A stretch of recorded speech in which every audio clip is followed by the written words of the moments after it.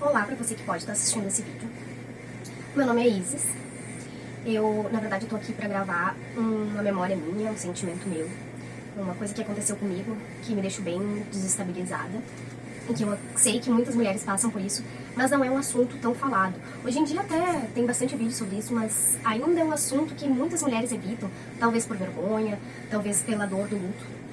E eu tô aqui pra gravar pra mim, eu do futuro, saber que isso passa e que essa dor uma hora vai passar, vai ficar só a lembrança. Em 2020, no início da pandemia, em março, eu conheci meu marido. O sonho dele é ser pai, ele deixou isso claro pra mim desde o início. E eu também tenho muita vontade de ser mãe. Teve uma época que eu tive dúvidas, mas por razões bem pessoais. E hoje eu tenho muita vontade de ser mãe. Então, no final do ano de 2020, eu falei pra ele que eu estava preparada pra ser mãe. E isso, a gente, né, eu falei e eu via que vontade ele tinha, mas que ele ainda não estava pronto, porque ele nunca me deixou explícito, assim, ó, eu tô pronto. Aí, no final de 2021, teve um dia que aconteceu algumas coisas entre nós, um atrito, e ele, né, saiu, foi dar uma esparecida. Quando ele voltou, ele disse, eu tô pronto pra ser pai. Olha só, de um atrito pra estar pronto pra ser pai. E então, a partir daí, eu comecei, né, que começa da mulher, isso, eu comecei a me cuidar, né, não comecei a me cuidar, na verdade eu comecei a ir ao médico, né, minha ginecologista. Comecei a ir na minha ginecologista, conversei com ela, disse que eu estava pronta pra ser mãe, que eu queria, né, fazer todos os exames, ver se tá tudo certinho com a minha saúde e tal. Eu fiz todos os exames, isso foi em março de 2022. E fiz todos os exames. Eu tinha bastante medo de não conseguir engravidar, eu acho que toda mulher que tem vontade de ser mãe deve ter esse medo, né. Toda não, né, mas acho que a grande maioria. E eu tinha esse medo justamente porque eu tive muita infecção urinária, desde os meus 18 anos, tive muita infecção urinária, e eu tomava muito antibiótico. E depois eu descobri que eu tinha uma bactéria no colo do útero, e aí essa bactéria poderia causar infertilidade. Em 2022, né, quando eu comecei a fazer os exames todos, teve um exame que apontou que eu estava com uma outra bactéria no colo do útero. Quando eu tive essa bactéria, eu descobri, acho que com uns 20, 22, por aí. Com 29, que agora tem 29, com 29 eu descobri outra. E essa outra também tinha problema, podia dar essa infertilidade. Podia causar. Então eu tava bem receosa, né, acreditando que podia dar alguma coisa errada, né, porque a nossa mente, ela é programada pra pensar em todas as coisas possíveis que podem dar errado na nossa vida, né.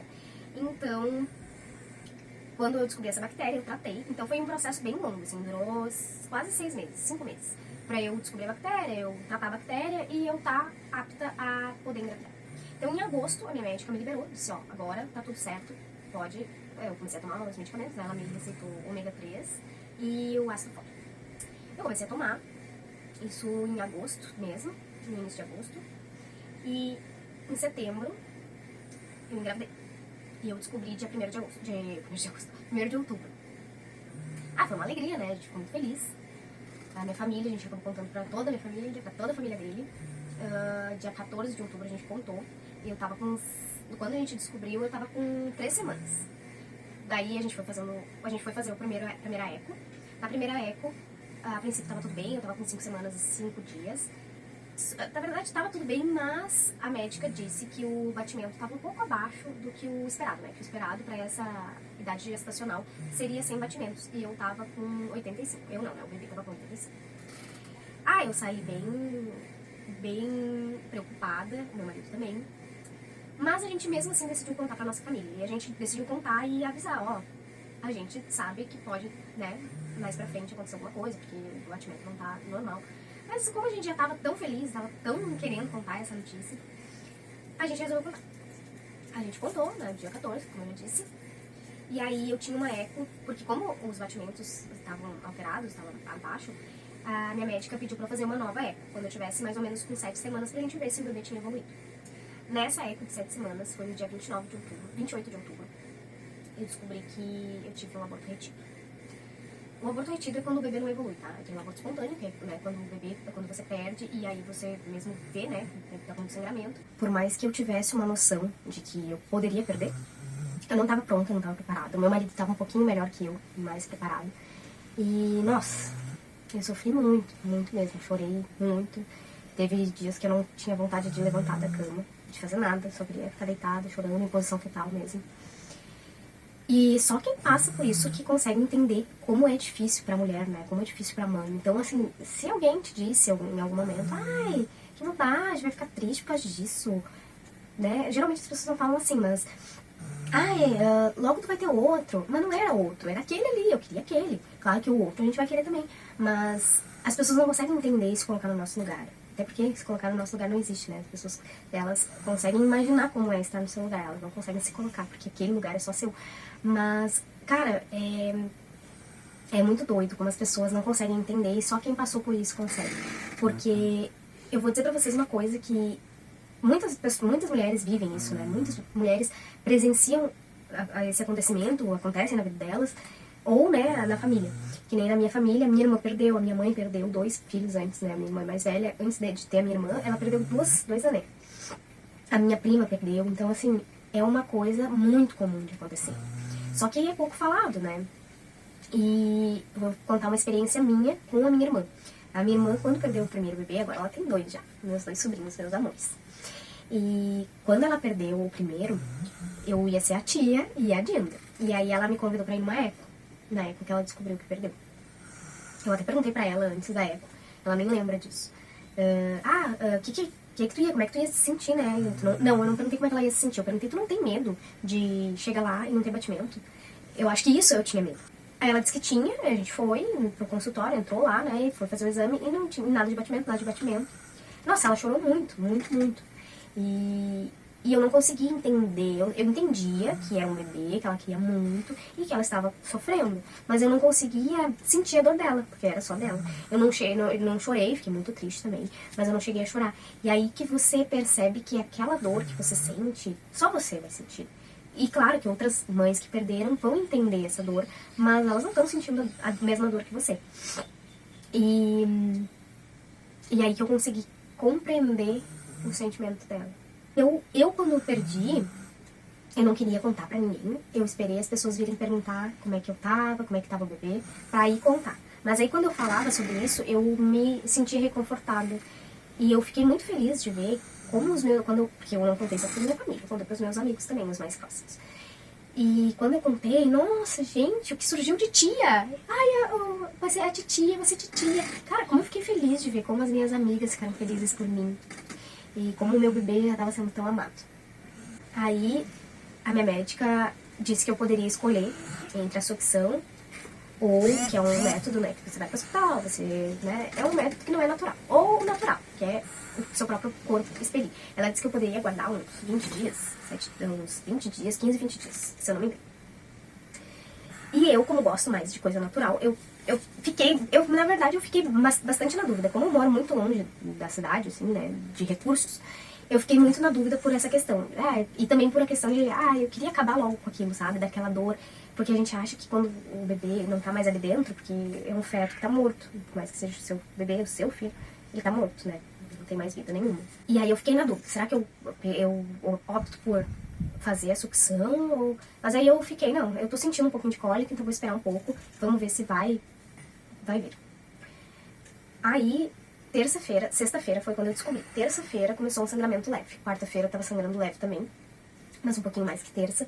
E na quarta, de noite, eu já sou uma pessoa que sente muita cólica quando vai menstruar.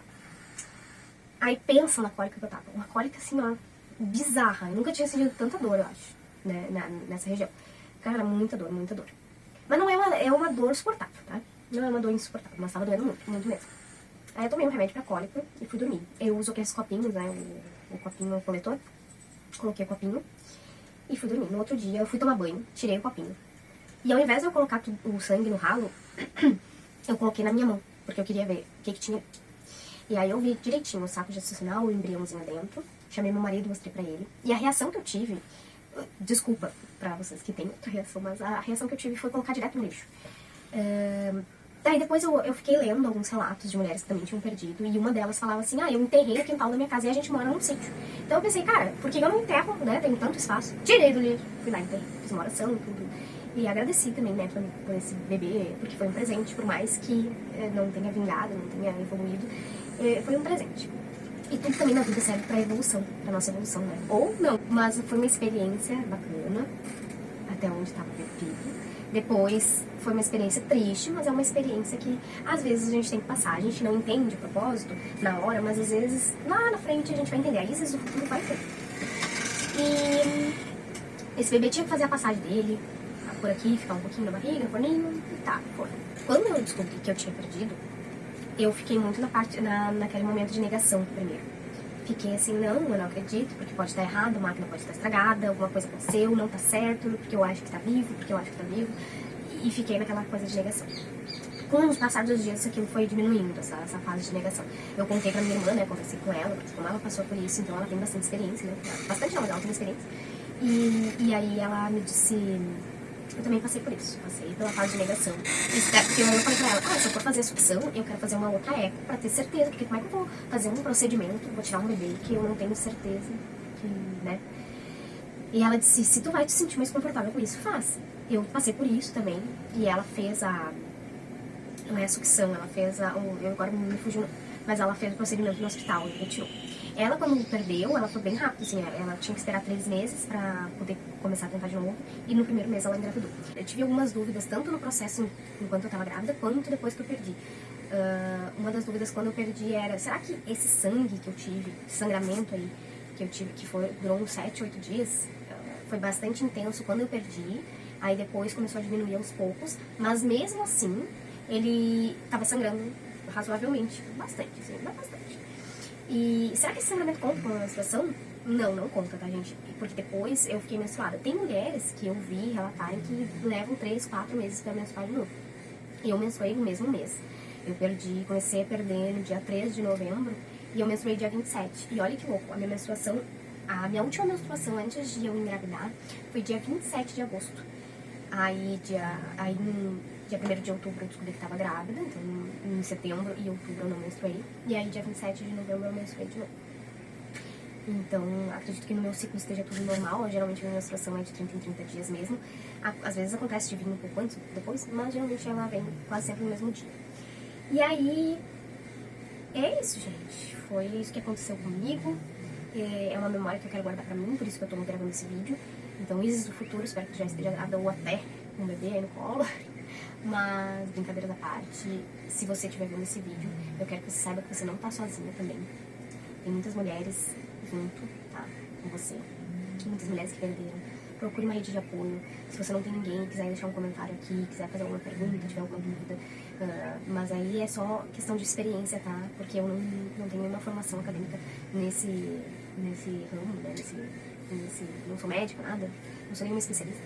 Mas experiência, troca de figurinha, a gente pode trocar. E se quiser me seguir no Instagram e perguntar por lá, pra não ficar ali no registro seu. Enfim, gente, eu não quero só que a pessoa que tá vendo esse vídeo se sinta sozinha. Porque você realmente não está, tem muita mulher que passa por isso. Só a gente não fala. A gente tem que falar mais sobre isso. E vai ter mais vídeos por aqui, com certeza. Principalmente depois que eu tiver um bebê, eu quero registrar tudo, ter tudo gravadinho, tudo registrado.